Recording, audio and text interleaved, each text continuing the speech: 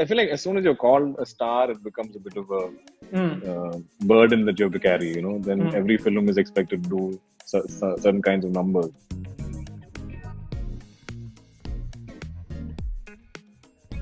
Maniyarele Ashokan released Yeah, this Onam, and yeah. this was your second production venture this year It after was Varane yes, Ochinde? it was our second release, but actually this was the Mm. film we started my production house with. Uh, Okay, okay. it wasn't a film that we planned, even for like an Onam release. It was a small film we wanted to start with Mm. because I was very keen to bring a team of people under my production house. Because it's very easy for me to just contact one of the known EPs in the industry and be like, hey, can you produce this film for me? Mm. Tell me a budget and we'll do it. But I really wanted to build a team because I want to build this into a certain kind of company in the future. Mm. And I was keen to do a small film with a bunch of newcomers. And I was keen that my team sort of learn with a small film, so we don't make very expensive mistakes. Right, I was gonna begin with a massive film, and there's a right. learning curve for this bunch of new production kids, Mm. and where we're just draining money left, right, and center. I don't want to I don't want to like take such a big risk in terms of a learning experience or like a training ground for us as a team. Right. So in that sense, I love that this is the film we began with. It was lovely. It was like with so many newcomers, there was no real complaints from about my team of newcomers in production. It was very similar to my first Mm. acting, job in second show where Right, everybody was new. I was new, so it was fine. There's no, right, I was not the only one messing up. We're right, all learning together. So in right, that sense, I love that we began with this film. right. Yeah. Now, when you say that, kind of, I saw the film, and then there's like a some almost like a 1 minute thank you note for like a lot of people. Like there's a big list. Yeah, yeah. So, and also from what you said right now, like this venture itself is a platform that you're giving to kind of experiment and then Yeah. build a new team. There was 5 departments of newcomers. The writer was Okay, new, the director was okay, new, okay. the DOP, the cinematographer was new, the music director was new, Mm-hmm. the stills was new, the publicity design was. All of these are first time. Okay. So I mean, So I don't yeah, know if I marketed that enough. So I'm guessing people tend to watch the film as, hey, it's my production, and therefore they have a certain expectation from it.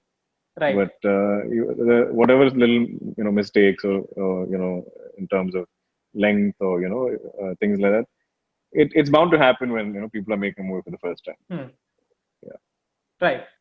So one thing that wanted to ask was, after reading that big thank you list and all that, is yeah, there is some sense of warm camaraderie in Malayalam cinema.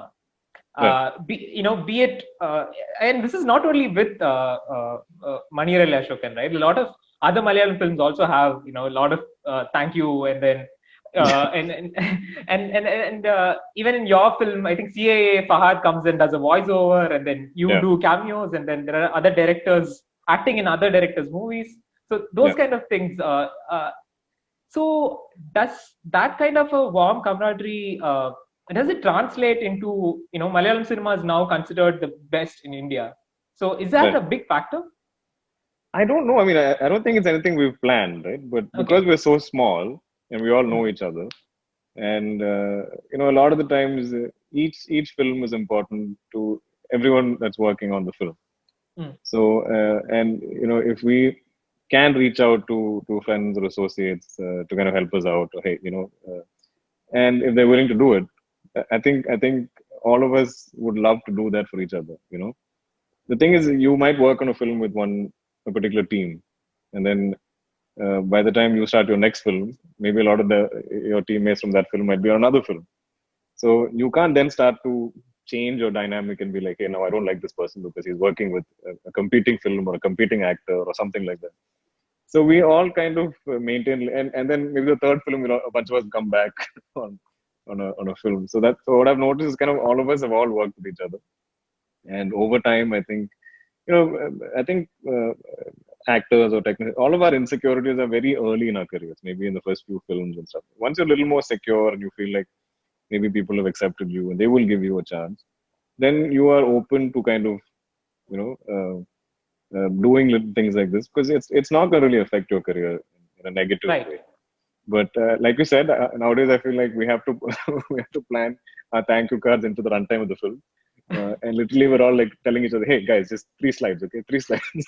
So it becomes like that. But it's something I think people are getting used to, and I think it's such a lovely gesture. Right. Even if they've not been directly involved in this film, but if they've been a part of my career, I don't know how else to kind of express.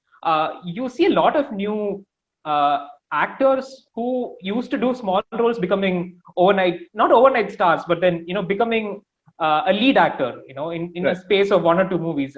Best example would be Saubin, and then Suraj now. I mean, again, because you mentioned those two examples, Yeah. Saubin was an assistant director for 17 years, Right. and out of sheer talent as an actor, he became a lead actor in no time. Same with Suraj. He played like a sort of comic actor for so Yeah. many years, but then when he decided to start doing serious cinema, it just became like a phenomenon. There was a time when Mohanlal and Mammootty were like, and they are still the biggest stars here. But Correct. the future of Malayalam cinema, instead of being like 1 or 2 or 3 stars, will that be a constellation of stars? Is that what? Uh, I think I think I how it's think going to again be? the whole I feel like as soon as you're called a star, it becomes a bit of a Mm, burden that you have to carry. Then mm, every film is expected to do certain kinds of numbers, mm. which with both of them, it's a given because the kind of career graphs they've had and the kind of fan following they've had over so many decades. Like close to 3.5 decades or more. Um, I think it's interesting for the rest of us to just constantly keep doing good content. And the thing is, because there is so many different movies being made in a year, everybody has a chance. Right. All of us have. At the end of the day, I can only do maybe say 5 movies a year, and the Right. same with the other actors in my sort of category. Right. So then, what do you do when you want to get movies done? So that way now everybody has a chance. So like even if you're a stark newcomer, not comparing to a Saubin or a Sirajan, a complete newcomer, and if you've proven yourself as an actor, there is chances happening, and which is also good for the industry, because as soon as this turnaround happens of this year's movies, we constantly get to keep it fresh.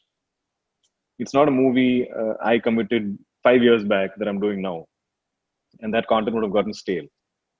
So in that sense, I think the process it'll just work very beautifully and very organically, and if that continues, we'll always have fresh content. Yeah. So it's been like almost 6 months now since the Hmm. pandemic started. Yeah. So how has this period been for you, and how have you been, coping with it? It is. I mean, I feel like just like everybody else, you have your ups and downs. Like Mm-hmm. you have your good days and your bad days. Mm. I'm sure initially it was nice to kind of just get some much needed time with your family and stuff like that. But then over time, you start to like worry about, hey, what's the future, of the world more than anything else? What's the future of our work? What's the future of I mean, and we just started a production house, and then like there's interest costs that are mounting, every month before theaters open. So there is days when honestly speaking, I'm like blinking, into the ceiling and not getting sleep. But Okay. at the same time, there are the sort of invaluable or like most amazing times I get to spend with my family or my young daughter who turned 3 during lockdown, who was speaking a lot more and needing me a lot more and kind of involving me in her every day. Okay. So that has been something that I will be eternally grateful for, just to get to play that role in her life. Otherwise, as I kept coming and going, and just being this visiting dad sort of, because I'm always away at shoots in different cities and so I don't think she was as familiar with me, and I just couldn't get into her routine. She didn't Mm. need me for anything. Like now she's like, Mm. Papa, read me a book. Or like there are these certain things in a day that she needs or reaches out only to me, and I feel very like sort Right. of that I have a role to play in my child's life. So that has Right. been great. So I guess I'm Right. I'm looking at the bright side and looking at uh, yeah, silver linings. Okay. I want to end with another film that released alongside with Yeah, Maniyarelle Ashokan. See you soon. I don't know if you had a chance to watch it, yeah. but it kind of proves that even in cinema you can work from home and then create It's something. amazing. It's amazing. Yeah, Yeah. I mean, again, both these movies are made at completely different times, so there's no comparison. But I love that the team got together in this time, wanted to experiment with something, and the fact that they backed the experiment with all of that effort and put together such an interesting film, and it's Right. really accepted. Everybody's loved it. Right. It's a So, very encouraging thing, right? Like, I mean, for filmmakers and as an industry, right. when movies reach so far and so wide out of just concept and execution, and there's no language barrier anymore. It's amazing. I think a lot of people are now thinking, what can we do with limited resources or limitations in terms of Hmm. locations, or all of that. Will there be more OTT only, OTT specific content from Malayalam it's cinema? it's bound to be organic. Hmm. It's going to be demand and supply. It's going to Okay. be, hey, if now if I'm sitting like my film Kurup, a lot of producers are sitting on big films which can only be released in cinemas. They can't. You are not gonna sort of. It won't be viable on OTT. It might not even be a OTT sort of experience. Maybe Hmm. it's clearly made for theaters, and you need a Right. crowd to react and stuff. But at the same time, if people, we all want to keep working, Hmm. and obviously, if the consumers are only right now consuming content, online, whether it's Netflix or whether it's so depending on what, I think consumers always decide what they want. Right. So we are all, I think, happy, and but not to take away from cinemas, not to take away from television. Wherever people are going to consume content, there will be content in it for sure. Right. Right. Yeah. And finally, how is Kurup shaping up? Kurup, we're actually sitting in post. There was a big gap because of in lockdown. We didn't want to kind of take any risks. Uh-huh. But once that eased up, I completed my dubbing in Malayalam. We want to ideally release it in multiple languages and just see how wide we can release the film.